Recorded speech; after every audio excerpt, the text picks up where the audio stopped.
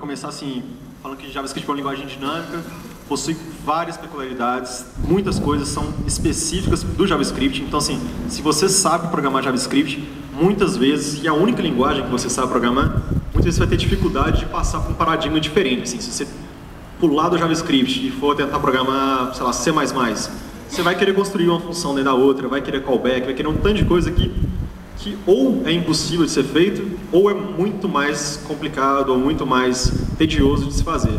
Da mesma forma que se você vier de uma linguagem, sei lá, como Java, como C#, como qualquer coisa, Clojure, sei lá, qualquer coisa diferente de JavaScript, vão ter paradigmas, vão ter certos padrões, certos design patterns que devem ser evitados. Por quê? Porque eles te prejudicam a sua produtividade e são um excesso de complexidade desnecessária. Então, eu acho assim, que é importantíssimo refletir antes de adotar essas metodologias, antes de chegar e falar assim, ó, Gang of War falou que isso é o jeito certo de se fazer, esse é o jeito certo de se comunicar, ou esse é o jeito que que a comunidade vem utilizando nos últimos, sei lá, 20 anos. Não, tem que parar e refletir. Isso realmente afeta o meu problema? Isso realmente é uma solução? Então, esse que é o ponto que eu quero abordar nessa palestra, assim. Então, vamos lá. Comecei a programar em 99, usando front page. Depois, em 2005, eu falei que nunca aprenderia JavaScript. Por que isso? Nessa época, assim, eu já programava Flash, eu tinha um tempo já. E já programava PHP, já programava outras coisas. E toda vez que eu via JavaScript sendo utilizado, era para fazer coisas esquisitas, assim. Ou era para fazer PNG transparente funcionar no Internet Explorer, ou era... E muitas vezes código muito espaguete, assim. Isso aqui foi na época que começou o boom do Ajax, e todo mundo aprendendo jQuery, todo mundo aprendendo, sei lá, Prototype.js, ou usando coisas mais antigas ainda, sei lá, Mockit, sei lá, outros frameworks que hoje em dia não são mais utilizados. E tava um boom assim, do Ajax, eu falei assim, eu não vou aprender isso nunca porque eu acho o JavaScript o caos. Assim, a maioria dos códigos que eu vi escrito em JavaScript, eu achava o caos. Em 2006, eu lancei meu primeiro projeto em open source escrito em JavaScript. Ou seja, não acredite em tudo que eu falo e eu mudo de opinião rápido. Então, assim, tem muito isso, assim, do por que isso aconteceu, assim, né? Assim, hoje em dia, eu sou programador sênior na Frostborn, escrevo milhares de linhas de JavaScript todos os dias e é a minha linguagem padrão, assim.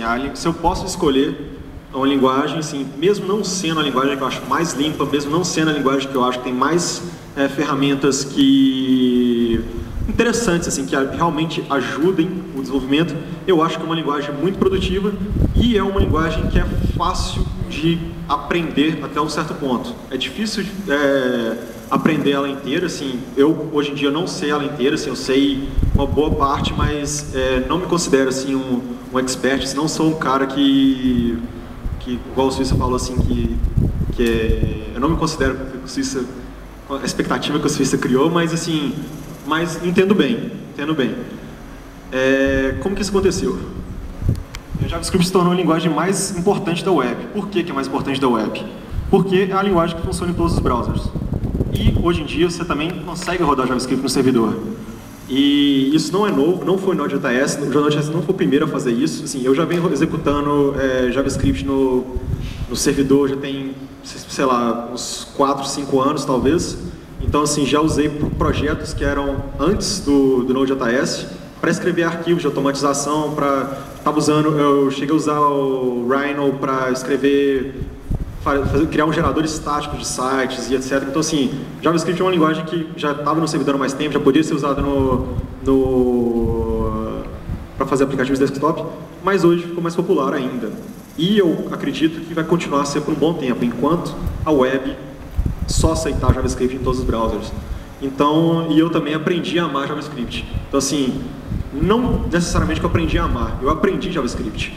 Então, e com isso, você tendo assim, um certo nível de segurança, um certo nível de compreendimento mesmo de como as coisas funcionam, é mais fácil você gostar das coisas. Então, assim, eu realmente, hoje em dia, assim, é a minha linguagem que eu escolho, é o que eu escrevo mais. Então, assim, 90% dos meus projetos open source são escritos em JavaScript.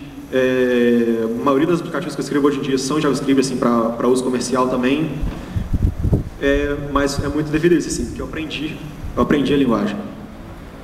Então, indo com a correnteza, assim, essa é uma coisa que eu acho que é assim, se fosse para definir assim, a palestra assim, em uma frase, seria isso, assim, indo com a correnteza. Que vários conceitos que eu aprendi, assim, que são bons de ser utilizados no JavaScript, e várias coisas que a linguagem tem a seu favor. Então, assim, abuse das coisas boas e evite as coisas ruins.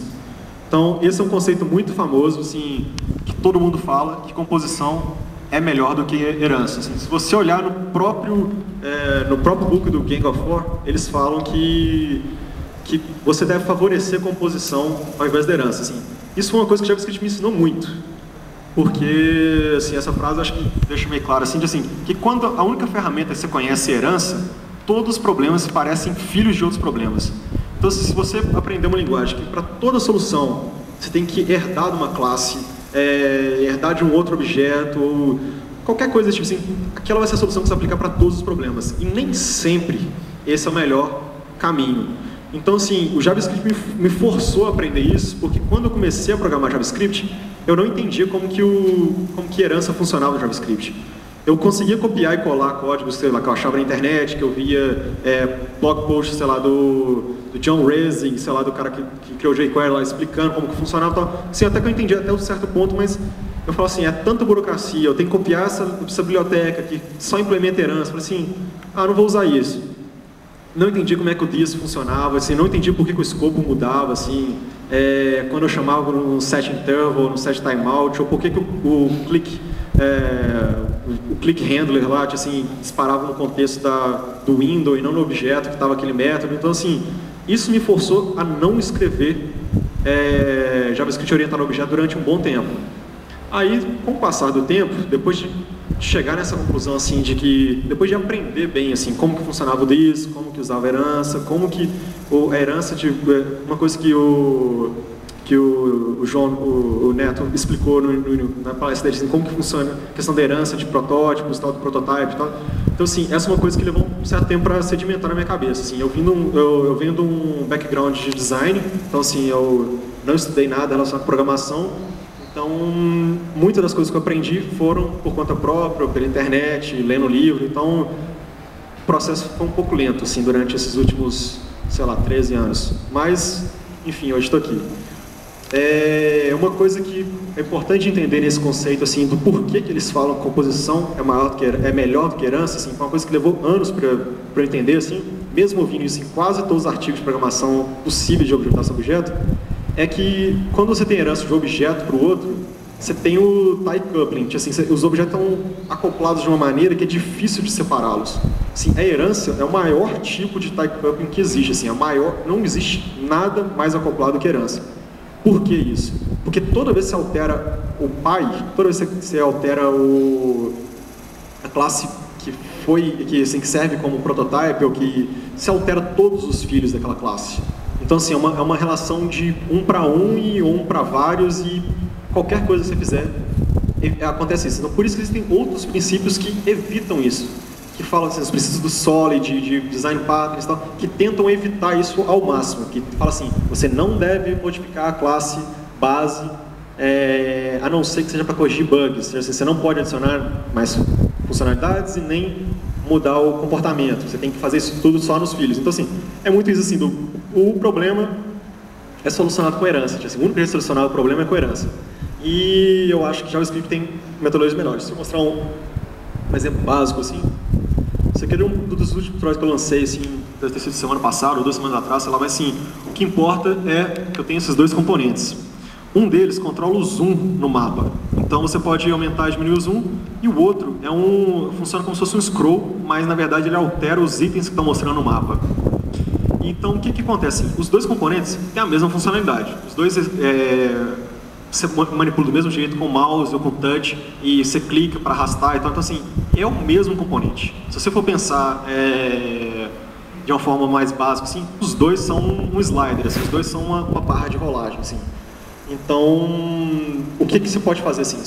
Antigamente, como que eu solucionei esse problema, assim, de reutilizar o código nos dois componentes? Eu criaria uma classe... Tá dando para todo mundo ler? Ou tá pequeno? Assim, tá ok? Então, assim, antigamente, o que eu faria? Eu criaria um zoom control que ele herdaria do slider. Assim, eu criaria, talvez, eu teria uma classe base de slider, aí eu criaria um filho assim, do slider que implementa vertical ou implementa horizontal, ou então eu passaria um argumento para o slider, falando assim, olha, ele é vertical ou ele é horizontal? E tentaria herdar. Assim, esse é um dos jeitos de fazer herança em JavaScript, existem milhares de jeitos de fazer. Então, aqui eu estou abusando do fato do call, todas as funções de JavaScript possuem dois métodos que são utilizados para alterar o contexto, assim, por se dizer, altera o valor do this dentro da função, que então eu estou usando o call aqui para chamar o constructor do vertical slider, passando o this, então tudo que tiver dentro do construtor do vertical slider, assim, this ponto, posição, this ponto, sei lá, uma função nova, vai ser herdado por essa instância nova do zoom controller. Então, o que eu faria antes, né? Era herança. Então, assim, minha solução era essa. Hoje em dia, depois de aprender JavaScript, depois de entender que composição era melhor que herança, etc., provavelmente essa seria a forma que eu solucionaria. Então, assim, eu criaria um zoom control do mesmo jeito, usando new zoom control, etc., mas ao invés de herdar do slider, eu criaria um slider dentro dele e eu criaria os botões dentro dele também. Então, assim, ao invés de ser uma instância de slider, não, ele contém um slider e ele contém dois botões. Então, para exemplificar, assim, o vermelho ali, o slider, os dois são a mesma coisa, assim, a mesma funcionalidade, e os botões só controlam o slider. Tipo assim, o botão, quando ele é clicado, o botão de mais, o slider vai para cima. Quando menos é clicado, vai para baixo, etc.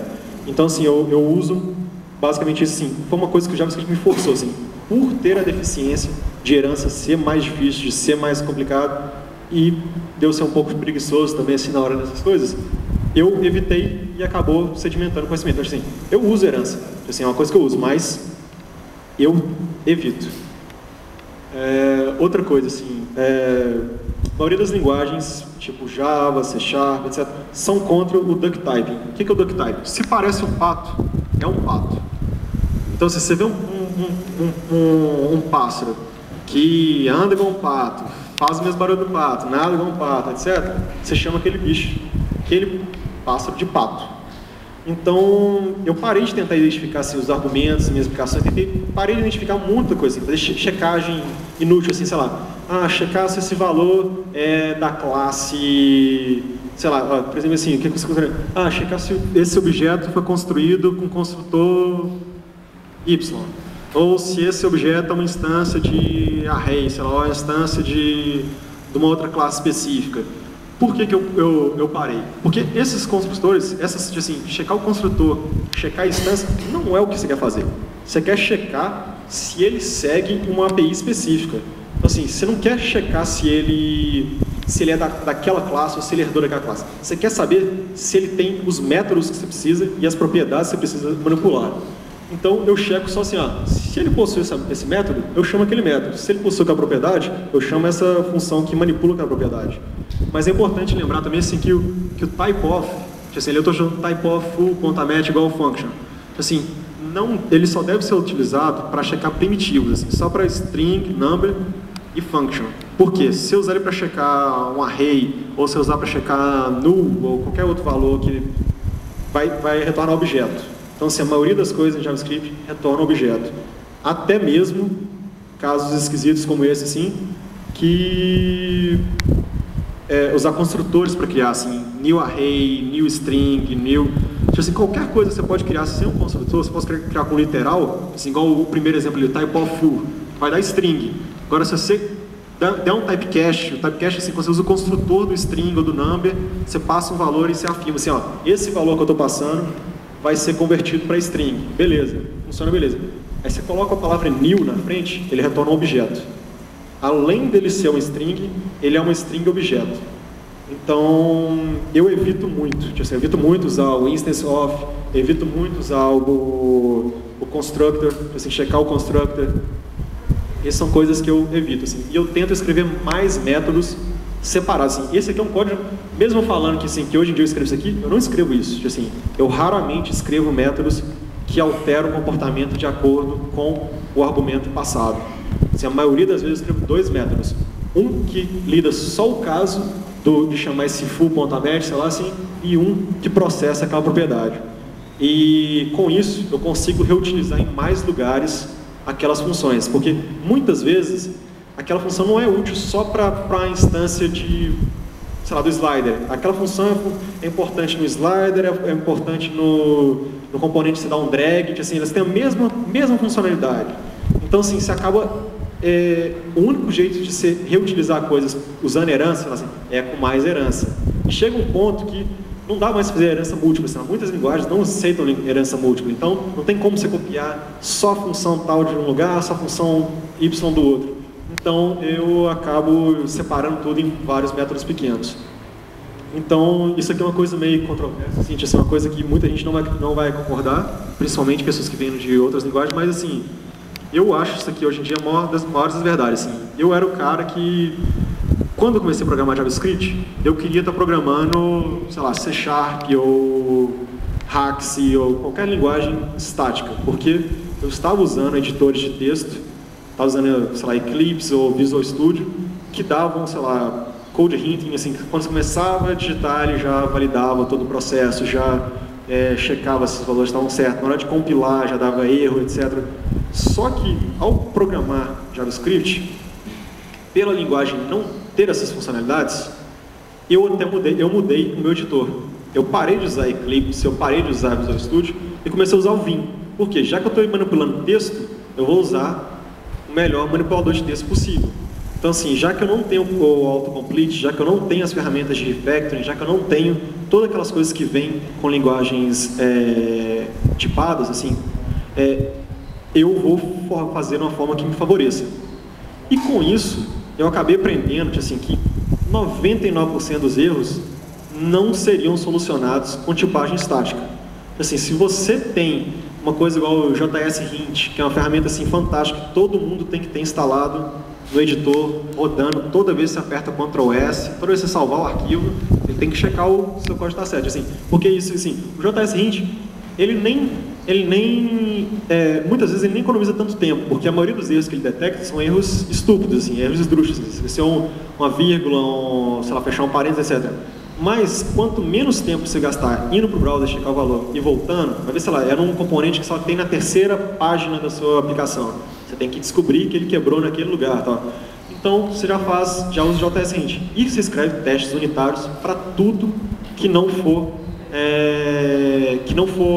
relacionado com a interface. Assim, eu não escrevo teste unitário para interface. Por quê? Porque a maioria dos projetos que eu programo altera tanto o design durante o processo que eu teria que ter muito retrabalho escrevendo a interface. E a maioria dos bugs que aparecem na interface são bugs que não seriam pegos por teste unitário, porque são bugs de renderização, são bugs de lógica errada mesmo, assim, de o cara dar um drag num lugar, soltar um mouse em outro, fora da janela, etc. São coisas que são tão difíceis de automatizar o teste que eu simplesmente testo manual. Por quê? Porque eu acho que, no meu caso específico, é o que dá um ganho maior, porque eu não tenho que manter um projeto durante 2, 3 anos, não é uma coisa que evolui, então eu acabo evitando, assim.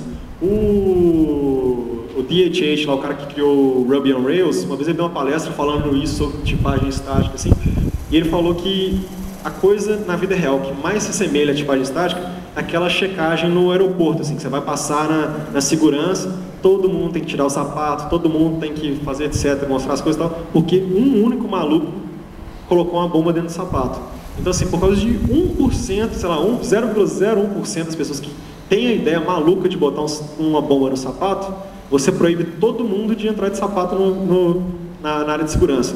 Então, eu acho que muito isso acontece, assim, para muitos aplicativos, para muitas pessoas, sei lá, equipes gigantes ou projetos muito grandes, ou, sei lá, você está criando um reator nuclear, beleza, bota a tipagem estática lá, você acha que vai diminuir os erros e etc, você quer mais segurança, mas eu, hoje em dia, programo, sei lá, 50 mil linhas de JavaScript, tem projetos que eu chego a programar até mais que isso, assim, sem tipagem estática, com 4, 5 programadores que eu nunca nem vi na minha vida, que nem estão no mesmo lugar que eu trabalho remoto, trabalho em em casa. Então, você trabalha com muitas pessoas que não tem nem ideia se a pessoa é bom programador ou não, e raramente acontece problema que poderia ser evitado por isso. Assim.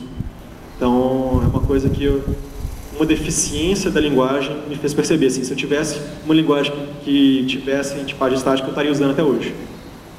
Então, assim, outra coisa também que é meio controversa, assim, que eu já escrevi sobre isso no meu blog, é sobre membros privados, assim. JavaScript permite um jeito de você fazer uma variável ser privada se você colocá-la dentro de um closure. Assim, eu não preciso explicar mais o que é o closure, já que já foi explicado, mas assim, basicamente você cria uma função e tudo declarado dentro daquela função fica no escopo da função.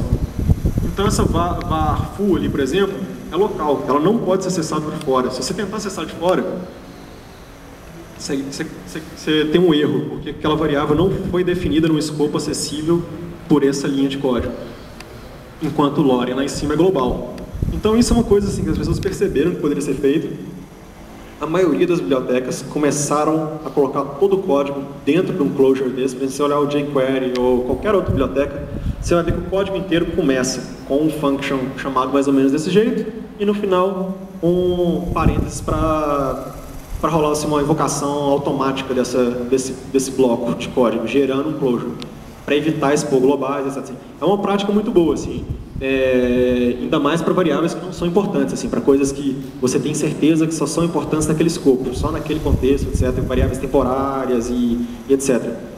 Mas, tem uma coisa, que flexibilidade é uma das maiores virtudes do JavaScript. Assim, essa é uma coisa também que levou alguns anos para eu entender, assim, que eu achava que era uma falha da linguagem, permitir que se alterasse os valores no meio da execução. Fala assim, e se alguém alterar meu código no meio da execução? E se alguém abrir o console do browser e avacalhar minha aplicação?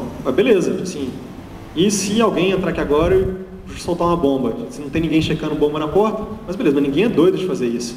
Então, mesmo se tivesse segurança na porta, o cara tacava pela janela, etc. Fazer cagada todo mundo fácil. Assim, o pessoal arruma um jeito de fazer. Bota mais herança, bota mais propriedades, etc. Então, o que eu costumo fazer hoje em dia é não usar coisas privadas reais. Assim, eu uso closure muitas vezes assim, para coisas temporárias, para coisas que eu sei que não vai me prejudicar no futuro. Mas assim, armazenar estado da aplicação, sei lá, voltando ao caso do slider, ele precisa saber a posição. Assim, quando você está dando drag, ele precisa saber, eu estou no início, eu estou no final, eu estou no meio, etc. Esse é o tipo de informação que muita gente faria uma coisa privada, assim, porque ninguém lá de fora que pode alterar esse valor. Mas e se você quiser testar esse código depois? E se, numa instância X, você precisar alterar aquele valor manualmente? Igual naquele site ali mesmo, no que eu mostrei o exemplo, eu vou mostrar uma imagem mais à frente, eu tinha que começar o slider numa posição certinha, em um lugar, mas o outro slider não tinha. Então, assim, é muito mais fácil você já expor as coisas, por exemplo, aqui, já tenho os métodos aqui, refresh, update, não sei o quê. Quando eu falo uma coisa privada, assim, que o cara não deve usar, eu começo com um underscore. Assim, tá avisado ali, tem uma placa falando, não mexa nisso, que se você mexer, vai dar merda. Agora, se o cara quiser continuar, beleza, deixa ele continuar. Então, assim, um exemplo disso, assim, nesse projeto eu tinha que fazer, era um mapa, né, então, assim, eu tinha que alterar os markers ali, assim, eu tinha que alterar as imagens em cima do mapa, e a lógica do meu é um pouco diferente da lógica da biblioteca open source que eu estava usando. Estava usando uma biblioteca, até a Google mesmo, que disponibiliza essa biblioteca, e ele só tem a opção de você setar poucos estilos. Por exemplo, assim, que ele está usando só 3 cores, ele usa o vermelho, o amarelo e o azul. Só que no meu, ele muda esses valores baseado na quantidade de itens em cada grupo. Tem o grupo menos itens mais claro, tal, o grupo com muitos itens é vermelho. Só que no meu caso, eu preciso usar uma foto, e uma foto diferente em cada um dos laranjinhas ali. E essa foto do laranjinha tem que ser uma foto de um marcador que está contido naquele grupo. Ou seja, minha lógica é bem diferente dessa. Eu não tenho 3 estilos, eu tenho 10 mil. Sei lá, esse mapa pode mostrar, foi feito para mostrar, sei lá, 10 mil itens. Então, aquele processo dele não funciona. O que eu fiz? Já que JavaScript é dinâmico, já que eu não preciso de herança, já que eu tenho uma instância única do mapa, ou mesmo se eu tivesse 10, 20, eu usei Monkey Patch. Assim, Monkey Patch, assim, quando você pega uma coisa já em execução e você altera o valor. Como uma herança prototipal, eu posso alterar o protótipo a qualquer momento da execução do aplicativo. Não precisa ser na hora que eu compilei o código, não precisa ser na hora, né, antes daquele código executar, não precisa ser antes de criar a instância. Eu posso chegar e alterar a qualquer momento.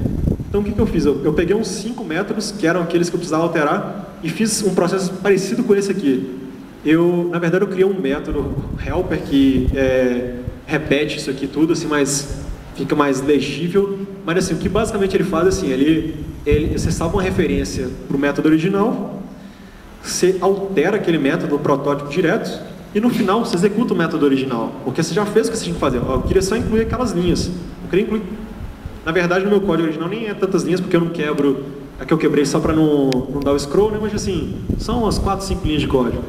Então assim, por causa dessas 4, 5 linhas de código, se fosse uma outra linguagem, talvez isso aqui fosse impossível de fazer.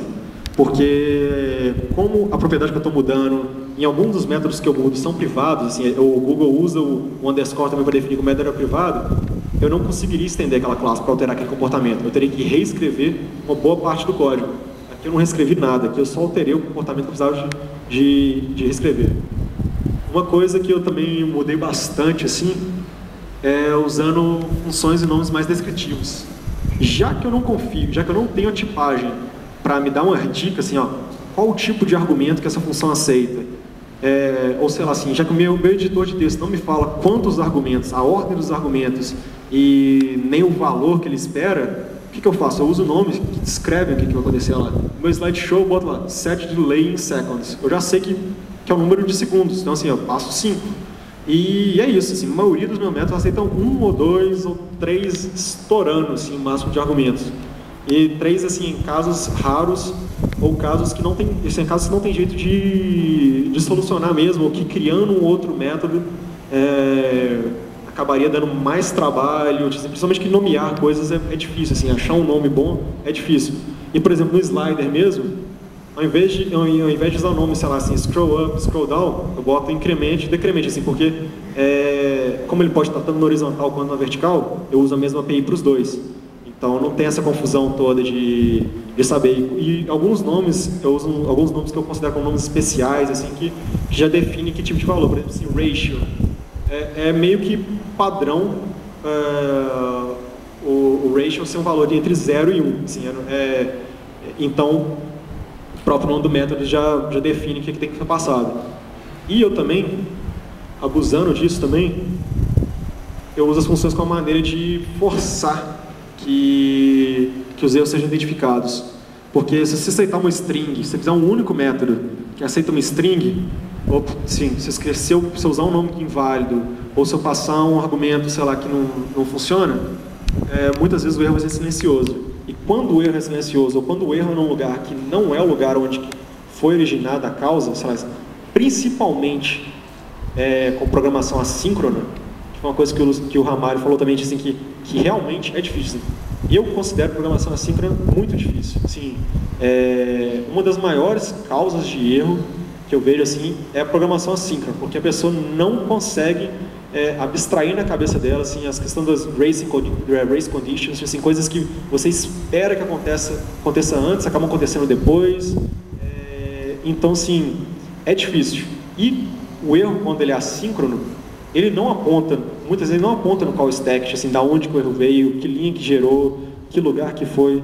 Então, eu já uso nomes que fazem o erro acontecer naquela hora.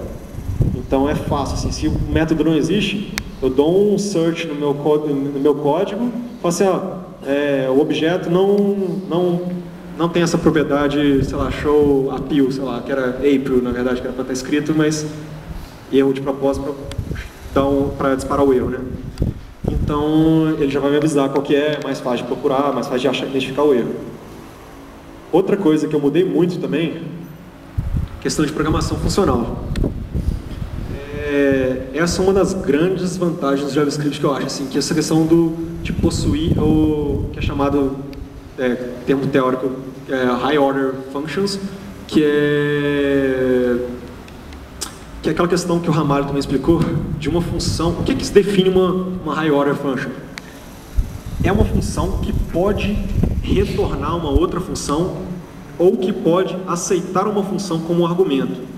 Então, a maioria das linguagens não possuem essa propriedade. Assim, a maioria das linguagens não suportam isso. porque você não pode passar uma função como argumento, você não pode retornar uma função. Funções não são consideradas objetos. No JavaScript, funções são objetos, e são objetos como qualquer outro. Você pode passar para o que você quiser, você pode retornar quantas você quiser, você pode fazer um nesting de 50 funções, fazer coisa monstruosa, mas é uma coisa que é ultramente flexível e muito útil. Por questões de armazenar dados, igual foi explicado na outra palestra, assim, de questão de criar um closure que salva o estado da aplicação e etc. Então, assim, ao invés de escrever essas linhas de código, assim, que eu estou basicamente filtrando os usuários que têm uma propriedade específica. Ao invés de fazer isso aqui, assim, eu crio um array novo, dou um loop no meu array atual de usuários, etc., acumulo os valores e depois faço algo com ele, eu escrevo mais dessa forma, assim. Então, o que eu faço? Eu crio uma função que é chamada filter. O que essa filter aceita? Aceita um array e um callback. O que esse callback passa? Passa cada item daquele array. Se eu retornar um boolean aqui, se eu retornar true, aquele usuário é hipster. Se eu retornar false, não é. Ou seja, eu diminuí desse tanto de linha de código para esse tanto. E agora, meu problema também está focado, assim, não é questão de linha de código, assim, que uma coisa que muita gente entende errado, assim, ou entende errado não, assim, que eu acho que é um conceito espalhado assim de forma meio errônea, assim, mas errônea entre parênteses, entre aspas, que escrever mais linhas de código é mais lugar para ter problema. Eu não acho que isso é verdade. Assim, muitas vezes escrever mais linhas de código é melhor, porque você se expressa melhor e acaba escrevendo uma coisa mais fácil de ser lida depois, de ser compreendida depois. Quando você tenta escrever tudo em uma linha só, tudo muito sucinto, acaba prejudicando a leitura. Mas se você comparar os dois códigos, comparar esse daqui com a linha anterior, é muito mais difícil de compreender o que está acontecendo. Assim, você tem que ler o código, você tem que interpretar na sua cabeça, ó, tem um for, está em uma declaração de variável, está pegando a quantidade de usuários, está incrementando, aí, assim, se você ver, será que o for está certo ou será que está errado? Será que ele está indo até o último usuário ou será que não está? Assim, a quantidade de vezes que você tem que passar na sua cabeça essa informação para você entender o que está acontecendo, assim, tem muita lógica só no loop. Tem muita lógica desnecessária aqui que o usuário tem que entender, tem que ler, que a pessoa daqui a 6 meses que for ler esse código vai ter que passar um tempo lendo, tal. Enquanto aqui no outro não. Você fala assim, ó, o que eu estou fazendo? Eu estou filtrando os usuários e estou filtrando se é hipster. E é isso. Então, acaba que ficando muito mais fácil você se torna como se fosse uma linguagem de domínio específico, assim, para aquela função que você está criando. E hoje em dia, eu escrevo até mesmo dessa forma, assim, ó, com uma única linha. Meu método filter ali, ele tem um jeito de passar um segundo argumento sendo uma string ou um objeto, e ele faz a validação na hora. Então, assim, essa linha aqui faz exatamente a mesma coisa que as 3 de cima ali. As 4 de cima, né, na verdade. Então, muitas vezes, assim, e uma coisa também que eu tenho feito muito, assim, por seguir esse modelo de programação funcional, é tentar ao máximo não armazenar nenhuma questão de estado dos objetos. Assim, quando que você define que você tem que usar programação funcional ou orientação a objeto? Se aquilo que você está passando armazena estado, é programação orientada a objeto. Porque se ele, por exemplo, o slider lá, você não programa um slider em programação funcional. Por quê? Porque você precisa armazenar qual que é o valor dele atual, qual que é o valor dele futuro, qual que é o mínimo e o máximo que ele tem que suportar, etc. Programação funcional é muito usada quando você passa, qualquer vez que você passar o mesmo input, ele vai retornar o mesmo output. Assim, a mesma entrada tem que gerar a mesma saída em qualquer momento da aplicação. Então, assim, esse filtro aqui, se os usuários forem os mesmos, o resultado dessa execução vai ser o mesmo. Ou seja, esse código é bem fácil de testar. Então, se você quiser fazer um mock, se você quiser fazer, sei lá, qualquer coisa durante seu teste para validar a execução disso, é muito fácil de testar. Porque você não tem que criar um objeto, você não tem que criar uma instância nova, você não tem que, sei lá, você não cria nada, você só passa usuários diferentes e vê o resultado. E é isso, está funcionando. Então, se eu criar uma biblioteca, que tem um problema de formatação no slide aqui, desculpa, mas aparece o negócio aqui embaixo, mas eu não chequei, eu mudei agora antes de começar a apresentação. Enfim. criei essa biblioteca que possui vários desses métodos, como esse filter, como vários outros. São todos assim baseados, inspirados em programação funcional, muitos baseados assim em Python, em Ruby, em PHP, assim, muitas helpers assim que existem em outras linguagens. E tenho, sei lá, uns 200 funções diferentes para manipular array, objeto, string, data e etc. Então, assim, se eu quiser dar uma olhada, tá, é open source, tem mais contribuidores, está sendo utilizado em vários projetos já. E nós estamos fazendo bastante progresso nisso, assim, é uma coisa que eu pretendo, nos próximos meses, chegar a uma versão mais estável, assim. Por enquanto, a gente está alterando o nome de funções, alterando os argumentos, tentando enquadrar eles assim, numa forma mais estável, assim. É bem similar com o underscore JS. Então, assim, é uma série de helpers, mas a diferença é que ela é toda baseada em módulos. Então, essa é uma outra coisa também que JavaScript me influenciou muito, assim, foi a questão de separar os arquivos, de quebrar a estrutura da aplicação em arquivos pequenos. Então, assim, hoje a maioria dos meus arquivos fontes tem menos de 100 linhas de código. E eu não estou exagerando, assim, eu tenho um projeto que eu fiz ano passado de umas entre 50 e 60 mil linhas de JavaScript, que ele estava separado em 500 e, sei lá, 40 arquivos fonte. Então, o Require.js assim, é o tipo de projeto que eu nunca daria conta de fazer sozinho. Nunca não, mas assim, eu gastaria um tempo absurdo para fazer se eu não estivesse usando algo como o Require.js, porque então, são muitas dependências, são muitas coisas pequenas. Então, assim, antigamente eu escreveria um arquivo gigante, com, sei lá, 5 mil linhas, um arquivo Megazord, porque toda vez que eu crio um arquivo, eu tenho que voltar no HTML, inserir uma script tag, e voltar a testar, criar um namespace, etc. Você acaba perdendo a lógica do que você estava fazendo. Assim, você muda muito de contexto entre HTML e JavaScript, você tem que controlar toda a questão do conflito de variáveis globais, etc. Então, assim, essa é uma coisa que mudou muito minha função no JavaScript. Por quê? Porque na maioria das linguagens, você só quebra o arquivo se você criar uma classe nova. Então, assim, não tem dessa de você, tirando assim, PHP, que você pode dar um include, de outras coisas, assim, sei lá, Java, AS3, sei lá, assim, você criar um arquivo novo, você cria uma classe nova. Com JavaScript não, você pode retornar uma função, você pode retornar uma string, usando algo como os módulos do Node.js, ou usando algo como Require.js. Seu módulo pode ser um objeto, pode ser uma função, pode ser qualquer coisa. Então, assim, eu acredito que o módulo é um modelo mais flexível, assim, de manipular o código do que classes separadas. Então, em muitos arquivos meus hoje em dia, por exemplo, esse Malt.js mesmo, que eu estava falando assim, ele é todo modular. Então, o código-fonte são os 200 arquivos e você carrega só aqueles que você está usando. Então, toda vez que você vai usar a função ArrayFilter, sei lá, você dá um require ArrayFilter e ele vai carregar só aquilo. Então, assim, no final você usa só aquilo que é importante para a aplicação. Então, assim, o que eu acho, assim, só para fechar, assim, para deixar um tempo para perguntas, que as pessoas temem o desconhecido. Então, que o melhor remédio assim, é aprender a linguagem a fundo, porque essa foi uma coisa assim, que mudou completamente a percepção de JavaScript. Assim, eu já li mais livros sobre JavaScript do que eu gostaria de assumir, assim, para poder entender e aprender as coisas mesmo. Então, assim, eu acho que se você ainda acha assim, que JavaScript não é flexível, que não dá para escrever coisas grandes, etc., talvez seja por falta de conhecimento. Ou talvez seja porque o tipo de problema que você está tentando resolver não é o tipo de problema que JavaScript foi feito para ser resolvido. Porque tem muitas coisas que JavaScript não suporta. Então, sei lá, você está fazendo um sistema bancário que precisa de precisão com cálculo matemático de 20 casas decimais. JavaScript não suporta. Então, é o tipo de problema que você não vai resolver com JavaScript.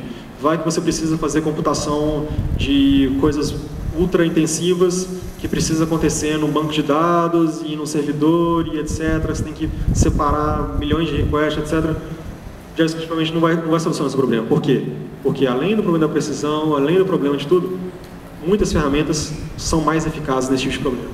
Então, assim, eu acho assim, que é muito isso, assim, de aproveitar as vantagens da linguagem e entender que nenhuma linguagem, nenhuma metodologia é perfeita para todas as situações, mas que até mesmo o lado ruim, até mesmo as partes ruins do JavaScript podem ser utilizadas a seu favor.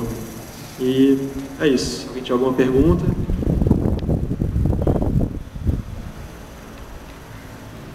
Desculpa se foi uma decepção para todos, porque o Suíça meio que...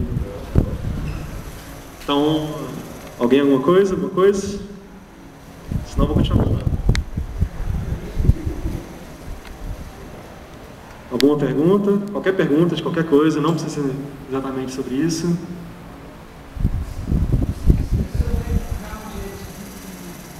Design, eu formei em design gráfico.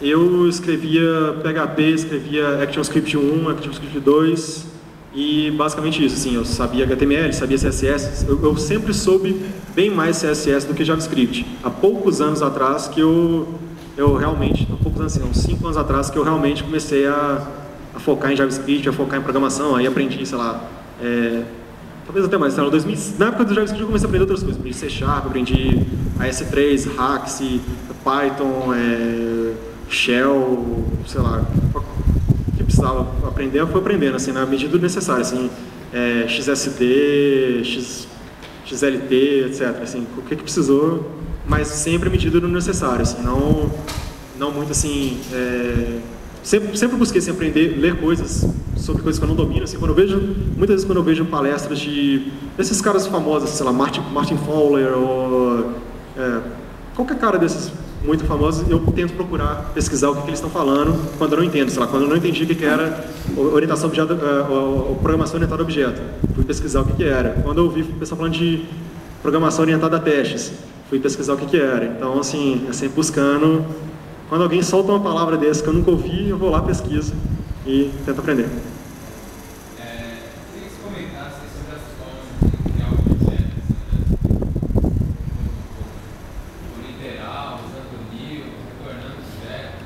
Então, essa é uma coisa assim que eu mudei muito minha metodologia durante o tempo, assim, né? Assim, tem uma época, como eu falei, eu usava literal, usava muito objeto literal, não usava o nil porque eu não entendia como que o nil funcionava. Então, eu tento seguir o que o projeto já está usando. Se eu pegar um projeto que já tem alguém usando, sei lá, um framework, que já implementa um jeito de estender, sei lá, alguém está usando um projeto como MulTools. O MulTools implementa classe, sei lá, um jeito similar com classe. Então, eu sigo a forma do MulTools. Se não, eu uso a forma mais convencional, assim, de setando as propriedades no prototype e usando o new constructor e tal. Mas se for objetos simples, muitas vezes eu uso objetos simples, assim, objetos não são classes, não são instâncias de nada, então eu vou com o literal mesmo, assim. E não existe diferença se eu usar o new object usando o object literal, mas para as outras classes, para as outras coisas como array, function, etc., altera o tipo do método retornado, do objeto retornado. Então, eu ficaria mais para o literal e depois que se aprendeu, assim, que entendeu como é que funciona o disco, como é que funciona as coisas, passa a adotar as outras técnicas. Mas muitas vezes, sei lá, 80% do meu código deve ser classes estáticas, assim, objetos estáticos, por assim dizer, porque a maioria não armazena o estado. Muitos eu não testo, porque são relacionados à interface, etc. Só tem uma única instância, sei lá, assim, aquela página de mapa, por exemplo, naquele site, só existe uma página de mapa. Então, não tem necessidade de eu criar múltiplas instâncias. E já que eu não tenho teste para ela, também não tenho por que eu criar várias instâncias daquilo para alterar as propriedades, etc. Então, é uma coisa assim que é meio de experiência mesmo, assim, que com o tempo você vai ver. Para testes, a questão de instâncias é muito bom para teste porque você pode alterar as propriedades. Então, assim, você pode executar 20 testes em sequência e ter certeza que nenhum teste está afetando o outro, porque cada um usa uma instância diferente. Então, para testes que você precisa checar o estado, por exemplo, qualquer coisa relacionada com o estado, se está aberto, se está fechado, se está na posição X, se está na Y, se está no... É melhor ter instâncias, porque facilita o teste. Mas nada impede de você usar um objeto estático, principalmente em JavaScript, que é uma linguagem tão dinâmica que você consegue alterar o que você quiser durante a execução, desde que não seja privado.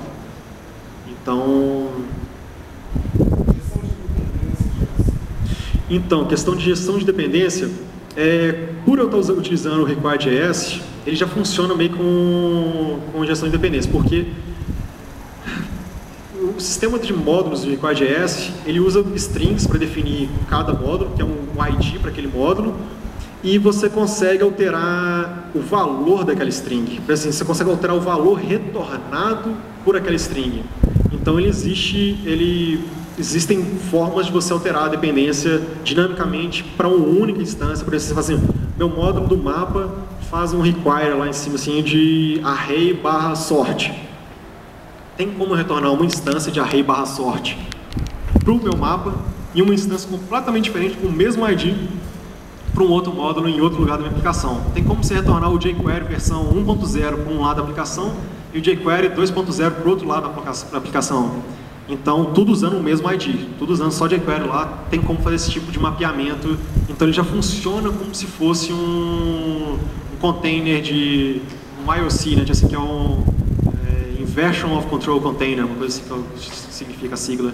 Então, e existem ferramentas que abusam desse fato, que é, por exemplo, o Curl.js, o Wire.js, que é o Wire.js, é WIRE.js, que os caras abusam desse fator dos módulos, dos IDs serem strings e do valor poder alterar em cada instância e etc.